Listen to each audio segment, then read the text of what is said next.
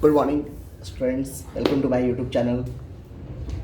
मैं आशुतोष कुमार आप सभी के सामने एक नया टॉपिक लेकर आया हूँ जिसका नाम है इलेक्ट्रॉनिक कॉन्फ़िगरेशन।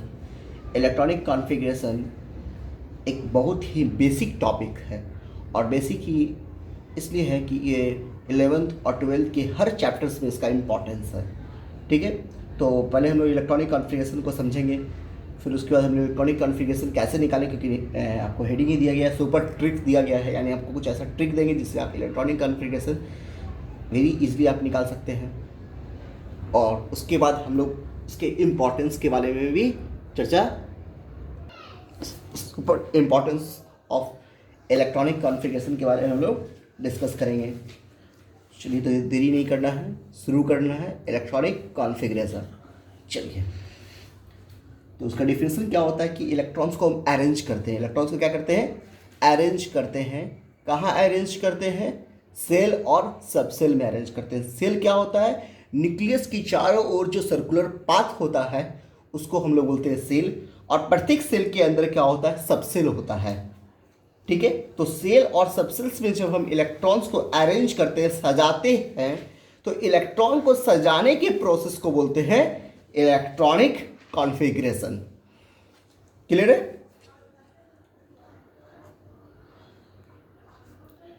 डिफिनेशन लिखना है, arrangement of electrons in shell and subshell is known as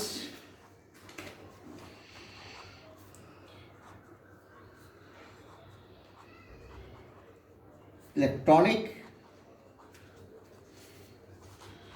configuration, is known as electronic configuration. यानी इलेक्ट्रॉन्स को जो हम सजा रहे हैं उस प्रोसेस को बोलेंगे इलेक्ट्रॉनिक कॉन्फ़िगरेशन। जैसे मान लीजिए ये आपका न्यूक्लियस है, इसकी चारों ओर जो सर्कुलर पाथ आप देख रहे हैं, इसी सर्कुलर पाथ को हम लोग बोलेंगे सेल बोलेंगे। सर्कुलर पाथ को क्या बोलेंगे हम लोग? सेल बोलेंगे। ठीक है, इसी को हम लोग ऑर्बिट भी बोलते हैं। इसका नाम दिया गया KLM 1, 2 और 3। किसी भी सेल में इलेक्ट्रॉन्स कितना रहेगा यह डिटरमाइन करता है यह फार्मूला 2n²। 2n² जो है वो डिटरमाइन करता है या बताता है हमें कि किसी भी सेल में इलेक्ट्रॉन की संख्या कितना होगी। अगर यहाँ पर हम बात करेंगे फर्स्ट सेल की बात करेंगे तो फर्स्ट सेल के लिए n का वैल्यू है 1, तो 2 × 1 का स्क्वायर, यानी फर्स्ट सेल में मैक्सिमम कितना इलेक्ट्रॉन होगा? 2। सेकंड सेल में मैक्सिमम 2 × 2 का स्क्वायर 8, 2 × 3 का स्क्वायर 18 हो जाएगा। उसी तरह 2 × 4 का स्क्वायर, यानी KLM के बाद आएगा n आएगा, तो उसमें टोटल इलेक्ट्रॉन्स कितना हो गए? 32। तो हम यहाँ पे लिख सकते हैं शॉर्ट में सेल और उसके मैक्सिमम इलेक्ट्रॉन के बारे में। सेल और मैक्सिमम इलेक्ट्रॉन के बारे में हम आराम से लिख सकते हैं। तो पहला सेल क्या है हमारे पास? K, जो कि वैल्यू कितना है इसका? n का वैल्यू कितना है? 1, L वैल्यू कितना है? 2, M वैल्यू कितना है? 3, N वैल्यू कितना है? 4। तो यहाँ पे देखिए 2 × 1 का स्क्वायर करेंगे तो कितना इलेक्ट्रॉनों का मैक्सिमम? 2, यहाँ 8, यहाँ 18, यहाँ 32। ये हुआ आपके पास सेल के बारे में इंफॉर्मेशन कि किसी भी सेल में इलेक्ट्रॉन कितना होगा। इसके आधार पर भी हम इलेक्ट्रॉनिक कॉन्फ़िगरेशन लिख सकते हैं। एक्चुअली होता क्या है कि 18 तक आर्गन तक तो आप इसके हिसाब से लिख लेंगे। आर्गन के बाद क्या होता है कि थोड़ा सा 3D सबसेल, डी सबसेल्स वहाँ पर क्या होते हैं? इवॉल्व हो जाते हैं, यानी वहाँ पर डी सबसेल्स आ जाते हैं, तो जिसके कारण क्या होता है पहले 4s आता है और बाद में 3D आता है। वो वहाँ पे आप लोग को आगे वीडियो देंगे और बताएंगे आप लोगों को कि अभी आप लोग 11th क्लास के लिए वीडियो डाल रहे हैं, तो 11th क्लास के बच्चे को एटॉमिक स्ट्रक्चर में पढ़ना है और वॉक प्रिंसिपल, हुंड रूल, तो इसके बेसिस पे क्या होता है कि पहले 4s तो 3D।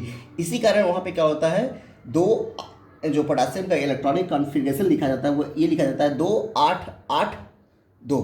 8 8 16, 2 18 2 20, सॉरी 2 8 8 1 लिखा जाता है, पोटासियम का 1 होता है, 19 होता है एटॉमिक नंबर, तो 2 8 8 1। कैल्शियम का उसी तरह से लिखेंगे तो 2 8 8 2 लिखेंगे कैल्शियम का इलेक्ट्रॉनिक कॉन्फ़िगरेशन, ठीक है। लेकिन कैल्शियम से सॉरी पोटासियम से पहले जो इलेक्ट्रॉनिक कॉन्फ़िगरेशन लिखेंगे यानी आर्गन का, क्लोरीन का, वो आराम से लिख सकते हैं। जैसे हमको एग्जांपल दे देते हैं इसके बेसिस पे, मान लो इसके बेसिस पे मुझे कार्बन का इलेक्ट्रॉनिक कॉन्फ़िगरेशन लिखना है। इलेक्ट्रॉनिक कॉन्फ़िगरेशन को जज करने किससे हम लोग कैसे पहचानेंगे किसका इलेक्ट्रॉनिक कॉन्फ़िगरेशन कितना होगा, तो हम लोग किसी भी एलिमेंट्स का क्या देखते हैं, एटॉमिक नंबर देखते हैं। क्या देखते हैं, एटॉमिक नंबर। तो कार्बन का एटॉमिक नंबर होता है 6, तो यानी एटॉमिक नंबर को इंडिकेट करते हैं हम लोग जेड से, जेड इक्वल टू क्या हो गया 6। और एक्चुअली क्या होता है जब एटम न्यूट्रल होता है तो जो जेड होता है वही आपका प्रोटॉन नंबर भी होता है, वही आपका इलेक्ट्रॉन नंबर भी होता है। तो यहाँ पे इलेक्ट्रॉन नंबर कितना हो गया 6। तो अर्थात कार्बन के पास इलेक्ट्रॉन कितने हैं 6। आपको भरना क्या है, इलेक्ट्रॉन को भरना है, तब आप लिखेंगे इलेक्ट्रॉनिक कॉन्फ़िगरेशन लिखेंगे। तो कैसे भरेंगे, तो देखिए पहले सेल में इलेक्ट्रॉन कितना भरना है, मैक्सिमम कितना इलेक्ट्रॉन भरना है 2, तो हमने यहाँ पे 2 लिख दिया। कितना इलेक्ट्रॉन है आपके पास 6, कितना इलेक्ट्रॉन आपने भर रखा है 2, कितना इलेक्ट्रॉन आपको घट रहा है भरने के लिए 4।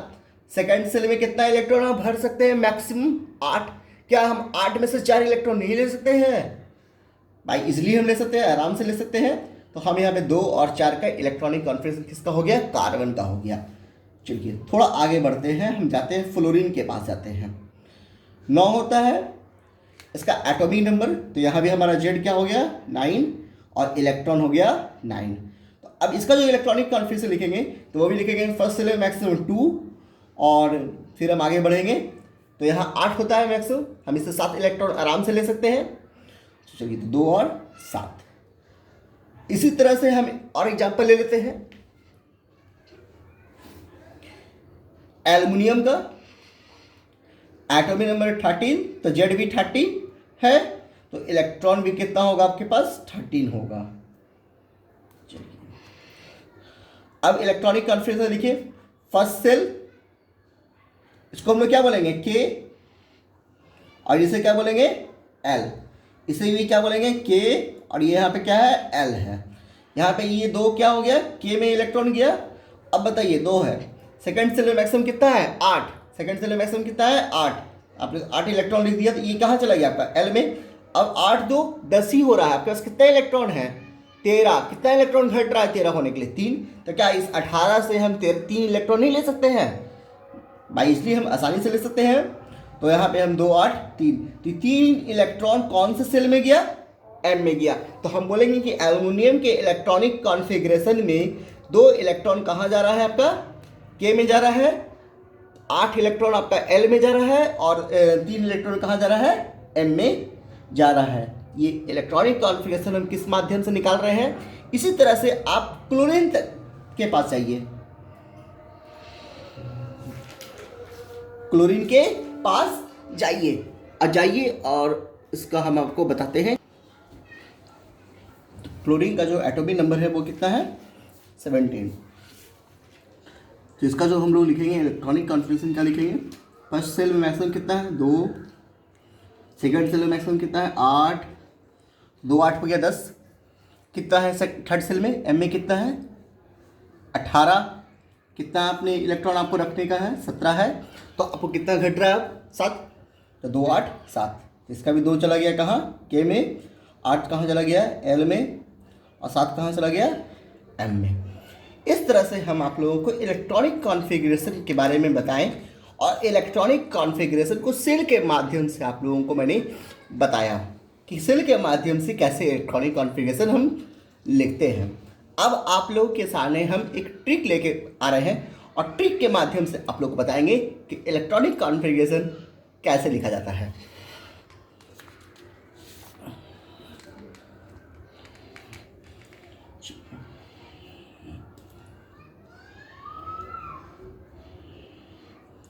चलते हैं super trick to write electronic configuration.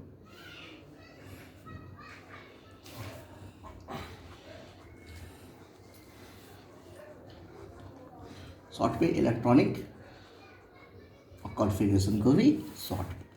अब देखिए हम कैसे आप लोगों को बताएंगे। पहले हम लोग देखिए सेल है, और इस सेल के अंतर्गत होता है सबसेल। मैंने आप लोगों को बताया था कि सेल के अंतर्गत क्या होता है, सबसेल। तो पहला सेल आपके पास क्या है, के, दूसरा क्या है एल, तीसरा क्या है एम, चौथा क्या है आपके पास एन। ठीक है, इस के लिए एन का वैल्यू कितना है 1, इसके लिए 2, इसके लिए 3 और इसके लिए 4। अगर आपके पास सिर्फ के सेल है तो आपके पास इलेक्ट्रॉन मैक्सिमम कितना होगा 2। ये 2 इलेक्ट्रॉन पूरी तरह से कहाँ जाएगा, एस सबसेल में, क्योंकि एस सबसेल में मैक्सिमम कितना इलेक्ट्रॉन होता है 2 होता है। यहाँ कितना इलेक्ट्रॉन है 2, तो 2 का 2 इलेक्ट्रॉन पूरा कहाँ चला गया आपका एस सबसेल में चला गया। एल का वैल्यू कितना है यहाँ पे 2, एन का वैल्यू कितना है 2, तो 2 इंटू 2 का स्क्वायर कितना मैक्सिमम इलेक्ट्रॉन होगा 8। तो यहाँ कौन कौन सबसे आएगा एस और पी, क्योंकि पी में मैक्सिमम कितना इलेक्ट्रॉन होता है 6 और एस में कितना होता है 2, 2 और 6 कितना हो गया 8। क्लियर है। एम में मैक्सिमम एम के लिए एन का वैल्यू कितना है 3, कितना इलेक्ट्रॉन होगा मैक्सिमम 2 इंटू 3 का स्क्वायर 18। तो कौन कौन सबसे लाएगा एस पी और डी, क्योंकि डी में मैक्सिमम कितना इलेक्ट्रॉन होता है 10, तो 10 6 16 2 18। क्लियर है। एम में सॉरी एम के बाद एन, इनके लिए एन का वैल्यू कितना है 4, 2 इंटू 4 का स्क्वायर 32 इलेक्ट्रॉन्स मैक्सिमम। तो कौन कौन सबसे लाएगा एस पी डी और एफ।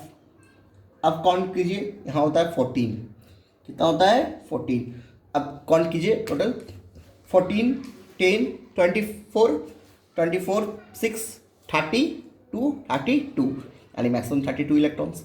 तो अब ये समझना, ये है यहाँ पर बात ये समझना है, एस सबसेल स्टार्ट होता है फर्स्ट सेल से, पी सबसेल स्टार्ट होता है सेकेंड सेल से, डी सबसेल स्टार्ट होता है थर्ड सेल से, और एफ सेल स्टार्ट होता है फोर्थ सेल से। जब आपके पास फोर्थ सेल रहेगा, एन का वैल्यू वहाँ पे 4 रहेगा, तब आपके पास 4f होगा, यानी फोर्थ सेल से आपका 4f स्टार्ट होगा, थर्ड सेल से आपका डी स्टार्ट होगा, सेकेंड सेल से पी स्टार्ट होगा, और फर्स्ट सेल से एस स्टार्ट होगा। बात को तुम याद रख लीजिएगा, पहले सेल में ही से ही एस स्टार्ट होना शुरू हो जाता है, और सेकेंड सेल से पी आना शुरू हो जाता है, थर्ड सेल से डी आना शुरू हो जाता है, और फोर्थ सेल में आपका एफ की एंट्री हो जाती है। एक बात ये हो गया यहाँ पे।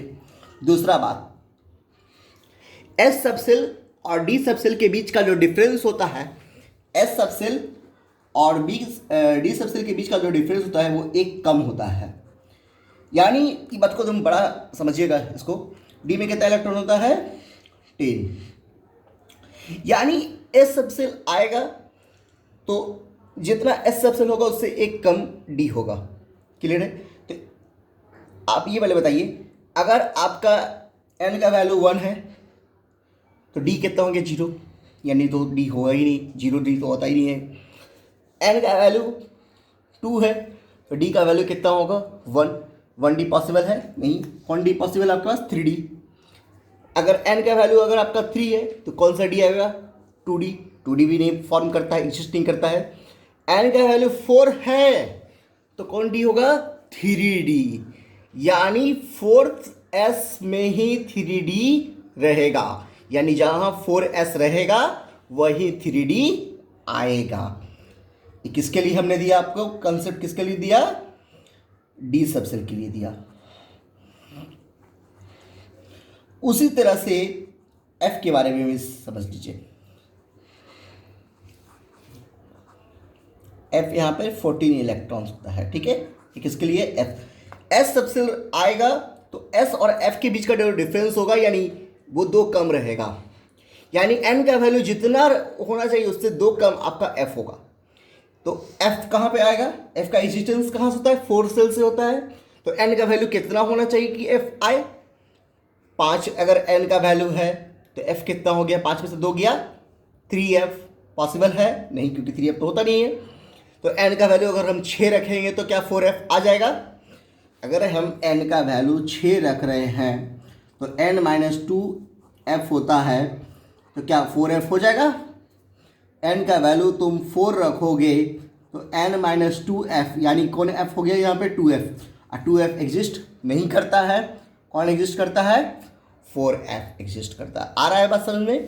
तो यहाँ तक की बातें, 2 बातें आप लोग माइंड सेटअप कर लीजिएगा कि डी सबसेल आ रहा है आपके सामने कहाँ से?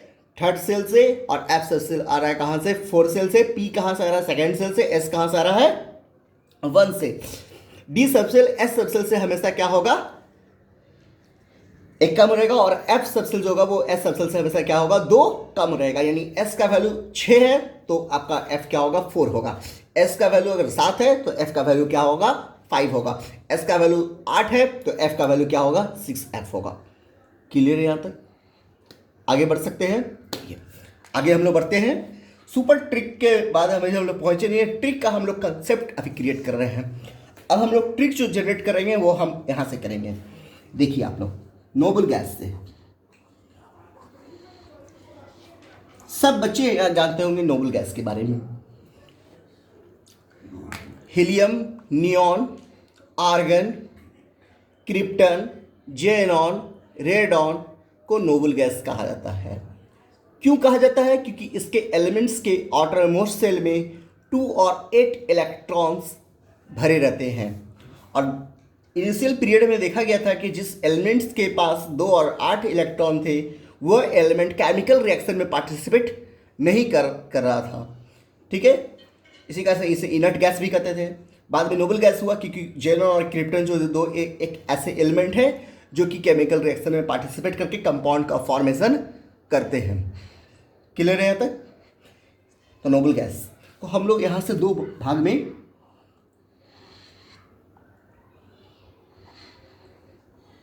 एक बोलेंगे हीलियम और यहाँ से हो गया नियॉन, आर्गन, क्रिप्टन, जेनॉन और रेडॉन। हीलियम के लिए पीरियड का वैल्यू कितना होता है? 1 होता है। हीलियम के लिए पीरियड का वैल्यू कितना होता है? 1 होता है। पीरियड अगर हम नहीं समझ रहे तो हम सेल को तो समझ सकते हैं ना। सेल समझिए, पीरियड नहीं समझिए तो सेल समझिए। यहाँ पे सेल का वैल्यू कितना होता है? 1 होता है। और इसके लिए सेल का वैल्यू कितना होता है? 2, 3, 4, 5, 6। क्या हो गया? हीलियम के लिए सेल का वैल्यू कितना है? 1। और नियॉन से लेके रेडॉन तक के लिए सेल का वैल्यू क्या है? सेकंड से लेके 6 तक है। नियॉन से लेके रेडॉन तक के लिए सेल का वैल्यू कितना है? सेकंड से 6 तक है। अब यहां से ये जो समझिए इसको, हीलियम में इलेक्ट्रॉन कैपेसिटी कितना है? मैक्सिमम 2। और नियॉन से रेडॉन तक इलेक्ट्रॉन कैपेसिटी आउटरमोस्ट सेल में कितना है? 8। तो यहाँ पर 2 इलेक्ट्रॉन, ये 2 इलेक्ट्रॉन जाएगा कहाँ? अभी बताए थे आप लोगों को 2 इलेक्ट्रॉन कहाँ रहता है? सबसे पहले कौन से लाया था? S। तो हो गया NS2। दिक्कत है, N क्या है? हमारा वो पीरियड है 1 है। S क्या हो गया? सबसेल। और उस सबसेल में इलेक्ट्रॉन, क्या हमने अभी कहा था आपसे कि फर्स्ट सेल में मैक्सिमम कैपेसिटी जो इलेक्ट्रॉन का है वो 2 है। तो पहले सेल में, और अभी मैं यहाँ पे आपके सामने दिख भी रहा है कि एस सबसेल में कितना इलेक्ट्रॉन रह सकता है? मैक्सिमम 2। तो यहाँ पे 2 इलेक्ट्रॉन है तो 1s2 यहाँ पे आइए।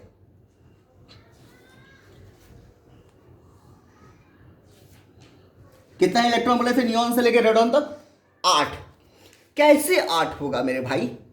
एस में 2 इलेक्ट्रॉन और पी में 6 इलेक्ट्रॉन। अगर 2 6 जोड़ेंगे तो 8 होगा।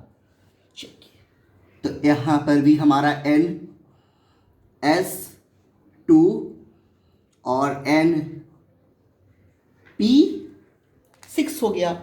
N क्या है हमारा? तो अगर हम नियॉन की बात करेंगे तो N2 हो जाएगा। आर्गन की बात करेंगे तो नियॉन 3 हो जाएगा। क्रिप्टन की बात करेंगे तो नियॉन N का वैल्यू 4 हो जाएगा। जेनॉन की बात करेंगे तो N का वैल्यू 5 हो जाएगा। और रेडॉन की बात करेंगे तो N का वैल्यू 6 हो जाएगा। जैसे हमसे नियॉन के बारे में बोलेगा तो हम क्या बोलेंगे? 2s2 2p6। आर्गन की बात बोलेंगे तो 3s2 3p6। क्या क्रिप्टन की बात बोलेंगे तो 4s2 4p6, जेनॉन की बात बोलेंगे तो 5s2 5p6 और रेडॉन की बात बोलेंगे तो 6s2 6p6। चलिए अब इन सभी चीज़ों को हम एक जगह पे लिख देते हैं। सबसे पहले कौन सा नोबल गैस आ रहा है आपके सामने?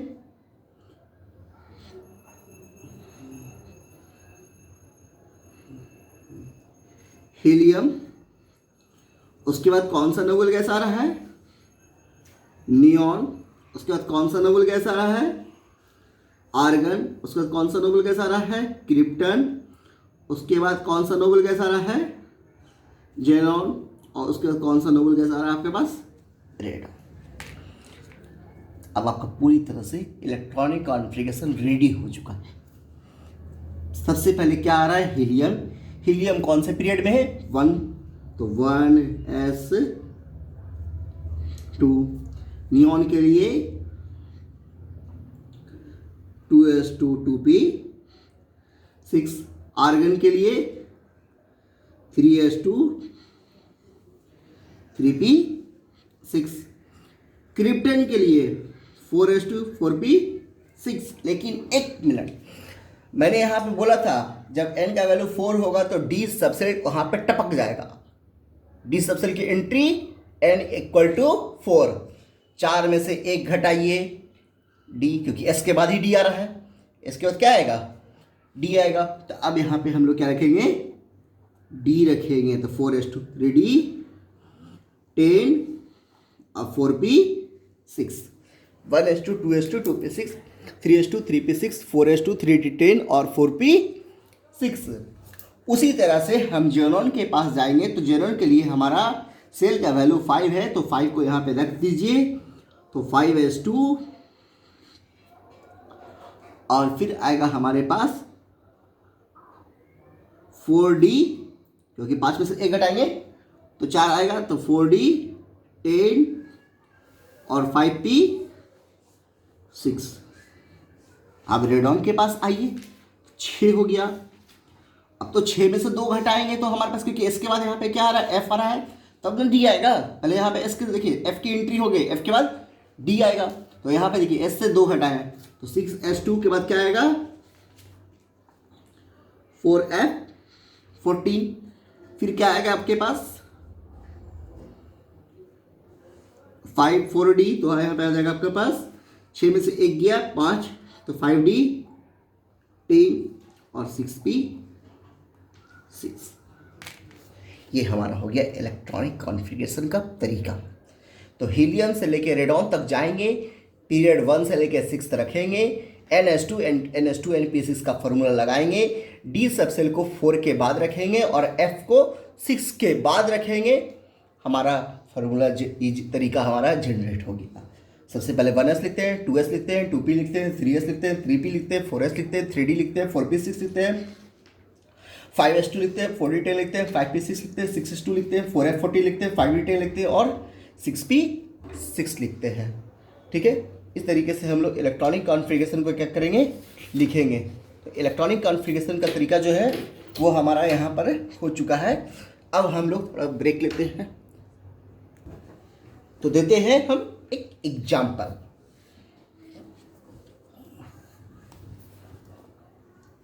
कार्बन से ही शुरू करते हैं। इलेक्ट्रॉनिक कॉन्फ़िगरेशन कार्बन का जब हम सेल के वाइज लिखे थे तो हम क्या लिखे थे? 2 और 4 लिखे थे। क्या लिखे थे? 2 और 4 लिखे थे। ठीक है, लेकिन उसी चीज़ को अगर हम सबसेल्स में लिखेंगे तो कैसे लिखेंगे? सामने आपके पास इलेक्ट्रॉन भरा हुआ है, एस में 2 इलेक्ट्रॉन भर सकते हैं, पी में 6, यहाँ भी हम इलेक्ट्रॉन भरे हुए हैं। सबसे पहले क्या आ रहा है आपके पास? 1s2 आ रहा है, तो 1s2 लिख दिया मैंने। 1s2 के बाद क्या आएगा? 2s2 आएगा। 2 कितना हो गया? 4। 2p में मैक्सिमम 6 इलेक्ट्रॉन रख सकते हैं। आपको 6 इलेक्ट्रॉन यहाँ पे रख दीजिएगा तो 6 2 8 2 10 हो जाएगा। यहाँ कितना संख्या लिखल है? 6। इसको बोलते हैं हम लोग एटॉमिक नंबर। एटॉमिक नंबर ही ना इलेक्ट्रॉन नंबर होता है, ठीक है। तो इलेक्ट्रॉन कितना है आपके पास, 6 है। अब कितना इलेक्ट्रॉन बने, 4। तो कितना घटा भैया, 2। तो P2 लिख दिया। तो कॉन्फ़िगरेशन क्या हो गया हमारा, 1:2 2p2। और भी एग्जाम्पल ले लेते हैं।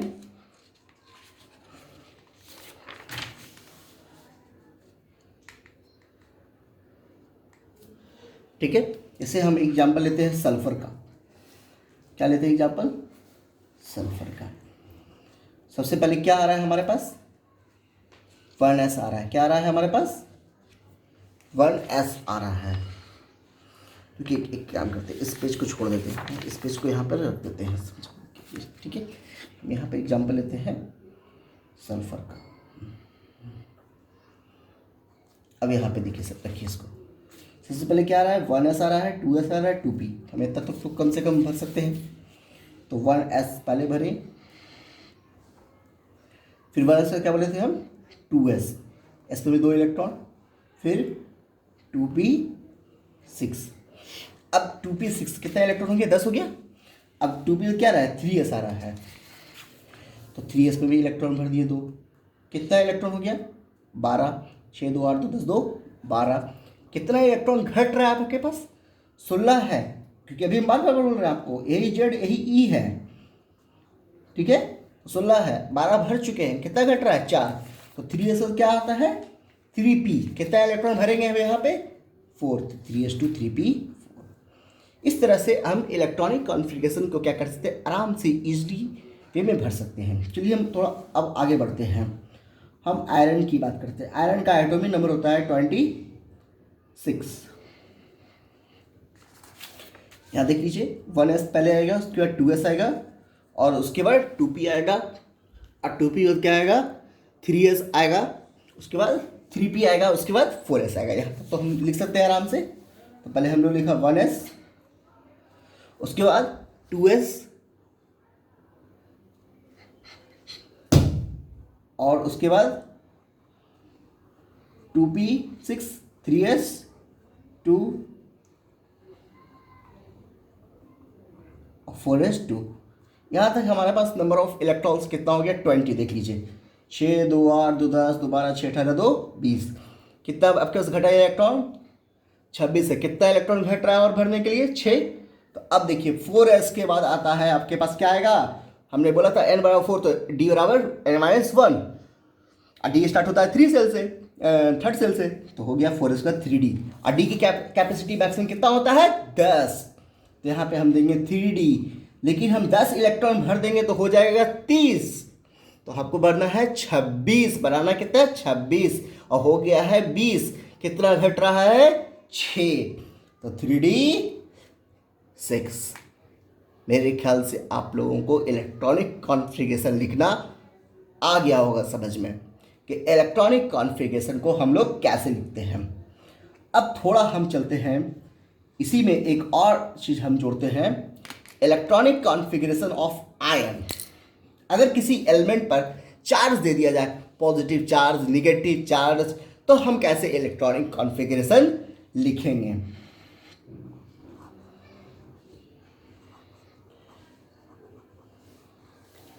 इलेक्ट्रॉनिक कॉन्फ़िगरेशन ऑफ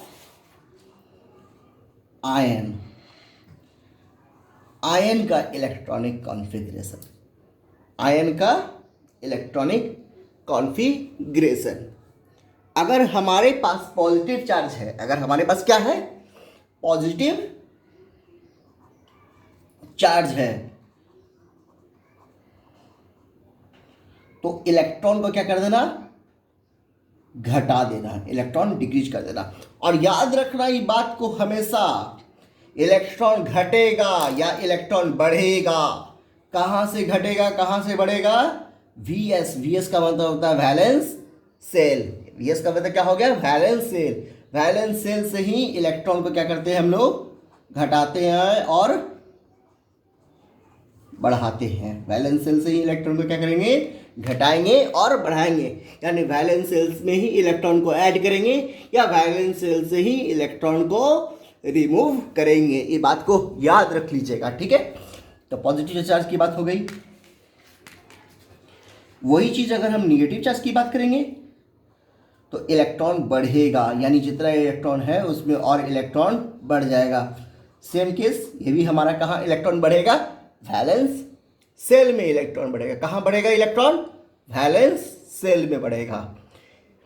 इलेक्ट्रॉन बढ़ेगा घटेगा किससे हम लोग कंपेरिजन करेंगे, एटॉमिक नंबर से करेंगे। किससे कंपेरिजन करेंगे, एटॉमिक नंबर से कंपेरिजन करेंगे। अगर हमारे पास इस एल्युमिनियम पे 3 प्लस दिया हुआ है और इस एल्युमिनियम के लिए जेड का वैल्यू कितना होता है 30। अगर ये इस एल्युमिनियम पे जब चार्ज नहीं था, इस एल्युमिनियम पे क्या था जब चार्ज नहीं था, तो हम सिर्फ और सिर्फ क्या लिखते थे कि जेड बराबर 3 है तो इलेक्ट्रॉन बराबर भी 3 होगा, बोलते थे। अब जब चार्ज आया, चार्ज आने का मतलब होता है चाहे आप इलेक्ट्रॉन दिए हो चाहे आप इलेक्ट्रॉन लिए हो, चार्ज उसी को बोलते हैं। जब हम इलेक्ट्रॉन देते हैं या इलेक्ट्रॉन लेते हैं तो हमारे पास क्या होता है, चार्ज का फॉर्मेशन होता है। यानी एलिमेंट पे चार्ज का फॉर्मेशन कब होगा, जब वह एलिमेंट इलेक्ट्रॉन दिया होगा या फिर इलेक्ट्रॉन लिया होगा। अगर वो इलेक्ट्रॉन किसी को दे रहा है तो चार्ज कैसा आएगा, पॉजिटिव, और किसी से इलेक्ट्रॉन ले रहा है तो चार्ज कैसा आएगा, निगेटिव। फिर से क्लियर है, जब कोई एलिमेंट इलेक्ट्रॉन दे रहा है यानी लूज कर रहा है इलेक्ट्रॉन को तो चार्ज कैसा आएगा, पॉजिटिव, और इलेक्ट्रॉन गेन कर रहा है तो चार्ज कैसा आएगा, निगेटिव। एक बात को माइंड में सेटअप कर लीजिएगा, ये पॉजिटिव चार्ज हर हाल में M के पास आता है, M फॉर मेटल, सॉरी मैंने यहाँ पे गलत हो गया, M फॉर मेटल। और निगेटिव चार्ज कहाँ आता है, नन मेटल में। निगेटिव चार्ज कहाँ आता है, नन मेटल में। तो आपके पास कितना इलेक्ट्रॉन हो गया, इस 13 में से 3 इलेक्ट्रॉन चला गया, कितना इलेक्ट्रॉन बचा, 10। तो अब हम जो इलेक्ट्रॉनिक कॉन्फ़िगरेशन बनाएंगे वो 10 इलेक्ट्रॉन्स का बनाएंगे। कितने इलेक्ट्रॉन्स बनाएंगे, 10 का। तो लिख डालिए 1s2 2s2, लिख लीजिए 1s2 2s2 और 2p6। कोई बच्चा बोल रहे हैं कि ये जो इलेक्ट्रॉनिक कॉन्फ़िगरेशन है वो नोबल गैस की जैसा होता है, बिल्कुल सही है। ये जो हम जब कोई चार्ज एलिमेंट पर पॉजिटिव चार्ज आता है या निगेटिव चार्ज आता है तो वो अपने नियरेस्ट नोबल गैस की तरह उसका इलेक्ट्रॉनिक कॉन्फ़िगरेशन हो जाता है, बात बिल्कुल सही है। चलिए अब हम लोग आगे बढ़ते हैं, एक और एग्जाम्पल ले लेते हैं साथ में। Cl पर माइनस का, यहाँ पे जेड का वैल्यू कितना है 17, जेड का वैल्यू कितना है 17। तो इलेक्ट्रॉन क्या है, निगेटिव चार्ज है, इलेक्ट्रॉन ऐड होगा। तो 17 में एक इलेक्ट्रॉन ऐड हुआ, कितना हो गया 18। क्लोरीन के बाद चेक कर लीजिए कौन सा नोबल गैस आ रहा है, आर्गन। क्लियर है, सबसे पहले क्या आ रहा है आपका, इतना तो आप लिख सकते हैं आराम से। तो पहले क्या आ रहा है 1s2, फिर 2s2, फिर 2p6, फिर 2 के बाद क्या आता है 3, 2 के बाद क्या आता है 3, तो 3 लिख दो, s और 3p। माइंड में सेट कर लो, d कब आएगा, थर्ड सेल में। d s के साथ उसका कनेक्टिविटी होगी तो s d का वैल्यू, n का वैल्यू कितना होना चाहिए 4, तब ना d 3 होगा। यानी 4 सेल में पहुंचेंगे तभी d के बारे में सोच रहा है। अब 4 से पहले तुम d के बारे में नहीं सोचना है। f के बारे में कब सोचोगे, जब तुम्हारा n का वैल्यू 6 होगा तब ना f होगा, क्योंकि f सबसे कहां से आता है, कब आता है 4 सेल में। तो n का वैल्यू कितना होगा 6 होगा तब ना 4f आएगा, तो कम होगा ना। चलो अब हम लोग एक और एग्जांपल लेते हैं आयरन 2+ का। किसका एग्जांपल लेते हैं, आयरन। पहले आयरन का बनाते हैं कॉन्फ़िगरेशन, तो आयरन 2+ में तो देख लीजिए, हम पहले आयरन का कॉन्फ़िगरेशन बनाते हैं। तो 1s 2s 2p 3s 3p और 3p का क्या आएगा, देख लो यहाँ 4s आएगा। अब 4s का क्या आता है हमारे पास 3d आएगा। तो d में कितना इलेक्ट्रॉन भरेंगे 2। अब हम अगर इस पर 2 प्लस रखते हैं, कितना प्लस रखते हैं, यहां तक तो भैया हमारा सेम होगा, 3p6 तक तो कोई नहीं कुछ करेगा, तो इतना को पहले छाप लो, 1s2 2s2 2p6 3s2 3p6 और अब बताइए आप लोग, 2 प्लस है, 2 इलेक्ट्रॉन जाएगा, कहां से जाएगा, एस से जाएगा या डी से जाएगा, जल्दी बोलिए, कहां से, S4s से जाएगा, क्योंकि यहां पे हमारा वैलेंस शेल क्या है, 4 है, 3d नहीं है। जो वैल्यू n का वैल्यू जितना ज्यादा वहां बड़ा रहेगा वही हमारा वैलेंस शेल होगा। n का वैल्यू यहां पे कितना है, 4, तो बड़ा क्या है 4s, तो पहले इलेक्ट्रॉन कहां से जाएगा, 4s से जाएगा, तो यहां पे हो जाएगा भाई मेरे 4s 0 और 3d 6।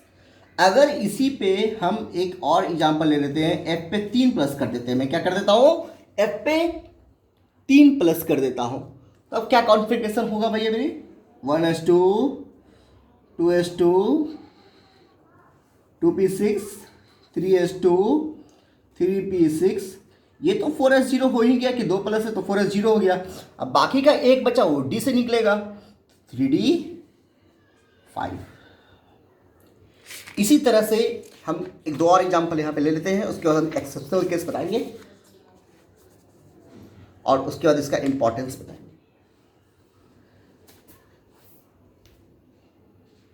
रहा आपका नया एग्जांपल, मैग्नीज +2, जेड का वैल्यू है 25।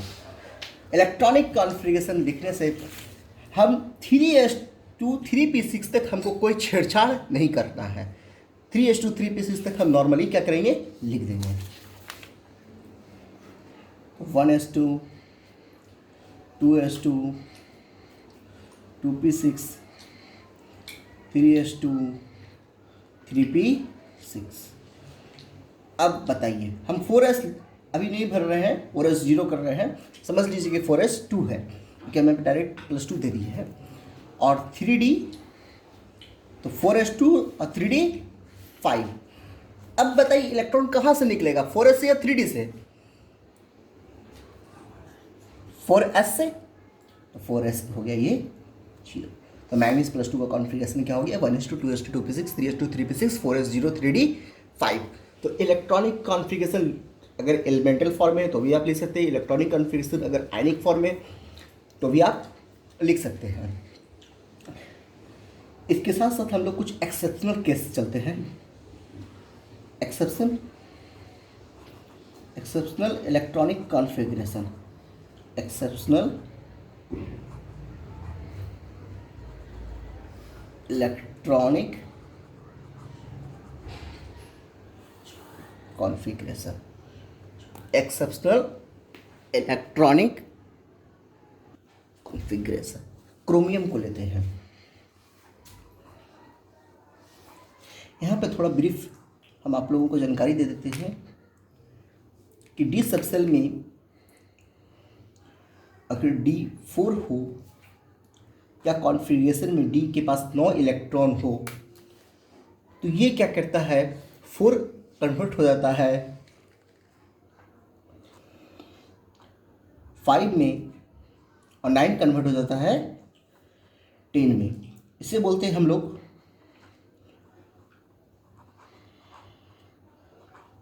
हाफ फिल्ड, और इसे कहते हैं full field. Actually half field और फुल फील्ड में एलिमेंट्स होता है वो काफ़ी हाईली स्टेबल होते हैं, वो क्या होते हैं, काफ़ी हाईली स्टेबल होते हैं। तो D4 और D5 9 को हम लोग D5 और D10 कर देते हैं, और वो हाफ फील्ड और फुल फील्ड हो जाता है, जिसके कारण वो क्या होता है, काफ़ी हाईली स्टेबल हो जाता है। तो D के कॉन्फ़िगरेशन में जब हम D4 या D9 देखेंगे तो उसको D5 कर देंगे, ठीक है, और D9 रहेगा तो D10 कर देंगे, और D4 रहेगा तो D5 कर देंगे। कॉन्फ़िगरेशन लिखिए, 1s2 2s2 2p6 3s2 3p6, 4s2 और 3d4।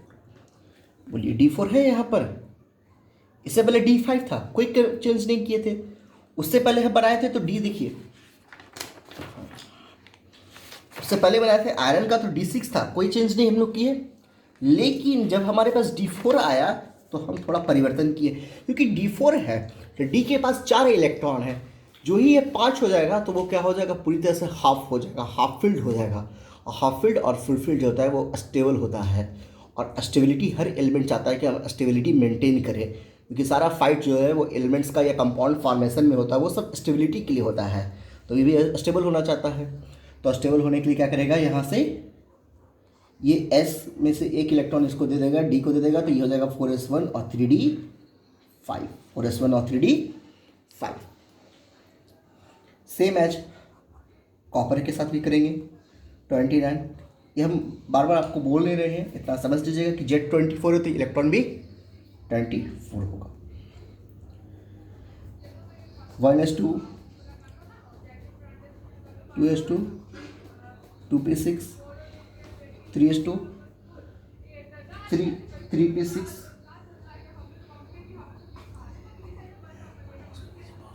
4s2 और 3d, d9। इसे हम लोग क्या करेंगे, यहाँ भी d9 है तो d10 करेंगे, ये हो जाएगा हमारा 4s1 और 3d10। तो इसके साथ हमारा इलेक्ट्रॉनिक कॉन्फ़िगरेशन का ये टॉपिक जो है हमारा ट्रिक, और ट्रिक के साथ हम सारा एग्जांपल्स आप लोगों को दे दिए।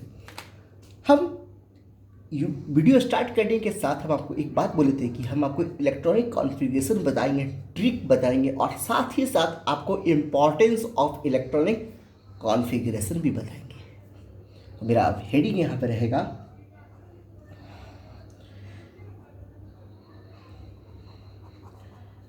इम्पॉर्टेंस ऑफ इलेक्ट्रॉनिक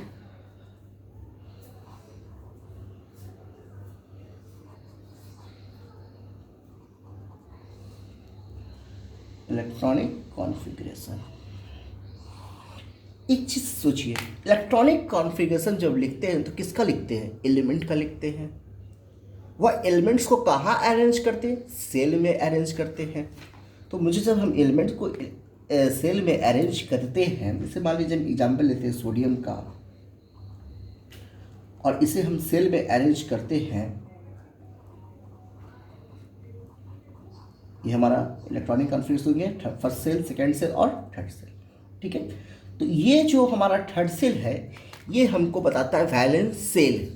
ये क्या है हमारा वैलेंस सेल, और वैलेंस सेल में जो इलेक्ट्रॉन होता है वो हमारा क्या कहलाता है, वैलेंस इलेक्ट्रॉन।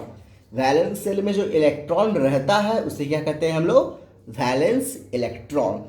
और किसी भी एलिमेंट का वैलेंस इलेक्ट्रॉन अगर 1, 2, 3 आ रहा है तो उसे हम लोग क्या समझेंगे, मेटल समझेंगे, मेटल। कितना इलेक्ट्रॉन है यहाँ पर, 1। तो हम इसे क्या समझ जज किए कि एलिमेंट कैसा है, मेटल है। अभी देखते जाइए इंपॉर्टेंस वाला चीज, एलिमेंट का इलेक्ट्रॉनिक कॉन्फ़िगरेशन लिखे, वैलेंस सेल और वैलेंस इलेक्ट्रॉन से ये जानकारी हमें मिला क्या एलिमेंट क्या है, मेटल है। दूसरी बात है, यह एलिमेंट के वैलेंस सेल में 1 इलेक्ट्रॉन है, यह एलिमेंट इलेक्ट्रॉन लूज करेगा। जितना इलेक्ट्रॉन लूज करता है या जितना एलिमेंट कोई इलेक्ट्रॉन गेन करता है वह उसका क्या कहलाता है, वैलेंसी कहलाता है। वो क्या कहलाता है, वैलेंसी कहलाता है। कितना इलेक्ट्रॉन है इसके पास, 1, तो कितना लूज करेगा, 1। वैलेंसी कितना हो गया इसका, +1। ये क्या कर रहा है, कंप्लीट लूज कर रहा है। ये क्या कर रहा है, कंप्लीट लूज कर रहा है। कंप्लीटली क्या कर रहा है, ये लूज कर रहा है। तो अब इसके पास कोई ऐसा एलिमेंट आ जाए जो कंप्लीटली इसके जो ये इलेक्ट्रॉन कंप्लीट लूज किया, तो वो एलिमेंट क्या करेगा, कंप्लीटली गेन कर ले। जैसे एग्जांपल लेते हैं क्लोरीन का, जैसे हम एग्जांपल क्या ले रहे हैं, क्लोरीन का। तो 1s2, 2s2, 2p6, 3s2 और 3p5। अब यहाँ वैलेंस सेल क्या है, 3 है, तो वैलेंस सेल है 3, तो वैलेंस इलेक्ट्रॉन कितना हो गया, 5 2 7। वैलेंस इलेक्ट्रॉन कितना हो गया, 7, और वैलेंस सेल हो गया 3, क्योंकि वैलेंस सेल है सेम, इलेक्ट्रॉन हो गया ऐड। तो जिस एलिमेंट का वैलेंस इलेक्ट्रॉन 1 2 3 वो हो गया मेटल, तो 4 के बाद क्या आ जाएगा, 4 से क्या आ जाएगा आपका नन मेटल। 4 से क्या आएगा आपका नन मेटल, 4 5 6 7 8, 8 वाला को बोलते हैं नोबल गैस। इसमें हीलियम को छोड़कर हीलियम का वैलेंस इलेक्ट्रॉन 2 होता है, बताते हैं आप लोग को भी।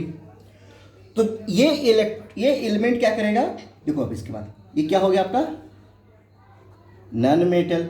ये कितना वैलेंस इलेक्ट्रॉन है इसके पास, 7। स्टेबल होने के लिए कितना इलेक्ट्रॉन चाहिए किसी भी एलिमेंट को, 8। कितना है 7, कितना इलेक्ट्रॉन गेन करेगा 1। वैलेंसी कितना हो गया -1। तो ये क्या कर रहा है, ये कंप्लीट लॉस कर रहा है, तो ये क्या कर रहा है, कंप्लीट गेन कर रहा है। कंप्लीट लॉस कर रहा था, कंप्लीट गेन कर रहा है। और यहाँ पर ही हमारा बॉन्डिंग का भी फॉर्मेशन होता है, यानी एलिमेंट से हमें जान जाते हैं कि वह एलिमेंट में बॉन्ड कैसा बनेगा। तो पहले एलिमेंट से पहचाना हमने क्या, मेटल की नॉन मेटल, मेटल का जाना वैलेंसी, तो नॉन मेटल का भी जाना वैलेंसी, और दोनों को मिला दिया। अगर इन दोनों को हम मिला रहे हैं तो मेटल और नॉन मेटल बना देंगे हमारे को क्या, आयोनिक बॉन्ड। तो बॉन्ड की जानकारी भी कौन दे रहा है आपको, बेसिक रूप से, बेसिक फॉर्म में कौन जानकारी दे रहा है, इलेक्ट्रॉनिक कॉन्फ़िगरेशन। अगर इलेक्ट्रॉनिक कॉन्फ़िगरेशन की हमें जानकारी है तो हम कहां से कहां जा सकते हैं, आयनिक बॉन्ड यानी बॉन्डिंग की जानकारी दे सकते हैं। अगर दोनों का दोनों एलिमेंट होता नॉन मेटल, यानी हम क्लोरीन और क्लोरीन को लेते तो दोनों का दोनों हो जाता नॉन मेटल, तो बॉन्ड कैसा बनता भाई मेरे, कोवैलेंट बॉन्ड। तो क्या क्या क्या चीज जाने आप, मेटल, वैलेंसी, बॉन्डिंग। जो हमारा वैलेंसी है वही तो हमारा ऑक्सीडेशन नंबर है, यानी ऑक्सीडेशन नंबर इसका कितना हो गया +1, और इसका ऑक्सीडेशन नंबर कितना हो गया -1, और वैलेंसी कितना हो गया, यानी ऑक्सीडेशन नंबर की भी जानकारी हमको कौन दे रहा है, इलेक्ट्रॉनिक कॉन्फ़िगरेशन। अब एक और मजेदार बात हम आपको बता रहे हैं, मेटल का ऑक्साइड होता है बेसिक और नॉन मेटल का ऑक्साइड होता है एसिडिक। यानी मेटल में ऑक्सीजन मिला दीजिए, ऑक्साइड क्या है आपका बेसिक, और नॉन मेटल में ऑक्सीजन मिलाइए, ऑक्साइड क्या है आपका एसिडिक। यानी Na2O कैसा है मेरे भाई, बेसिक है। कैसा है, बेसिक है। जबकि Cl के साथ हम Cl2O7 को लेंगे, ये ऑक्साइड हमारा कैसा है, एसिडिक है। ये ऑक्साइड कैसा है, ये हमारा, ये ऑक्साइड एसिडिक है। ये कैसा ऑक्साइड है, बेसिक ऑक्साइड है। क्यों बेसिक है, क्योंकि इसमें पानी मिलाओ तो NaOH बन जाएगा, इससे पानी मिलाओ तो आपका NaOH बन जाएगा, NaOH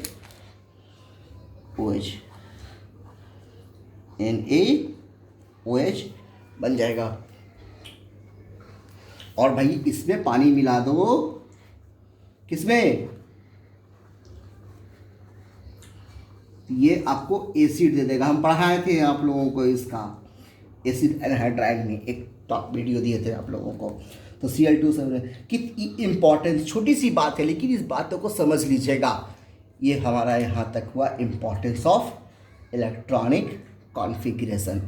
तो इम्पॉर्टेंस ऑफ इलेक्ट्रॉनिक कॉन्फ़िगरेशन भी आप समझ गए, इलेक्ट्रॉनिक कॉन्फ़िगरेशन का इंपॉर्टेंस है ये। और भी बहुत सारी चीज़ें, आयनाइजेशन एनर्जी हो, मेटालिक कैरेक्टर हो, नॉन मेटालिक कैरेक्टर हो, सभी प्रॉपर्टीज को हम इलेक्ट्रॉनिक कॉन्फ़िगरेशन के बेसिस से क्या करते हैं, फाइंड कर लेते हैं, कौन ज़्यादा मेटालिक है, कौन कम नॉन मेटालिक है। आइए हम अब चलते हैं, आप लोगों को कुछ हम वर्क देते हैं जो आप लोगों को घर से बनाना है। तो ये रहा आप सभी के लिए क्वेश्चन। पहला क्वेश्चन है कि एक एलिमेंट है जिसका एटॉमिक मास दिया हुआ है 19 और एटॉमिक नंबर दिया हुआ है 9, उसका आयन के बारे में बताना है। ठीक है, 4 ऑप्शन में से आप लोगों को पहचानना है। दूसरा, एलिमेंट का कॉन्फ़िगरेशन दिया हुआ आर्गन 3d5, इसमें से कौन सा कॉन्फ़िगरेशन इसका सही है। ठीक है।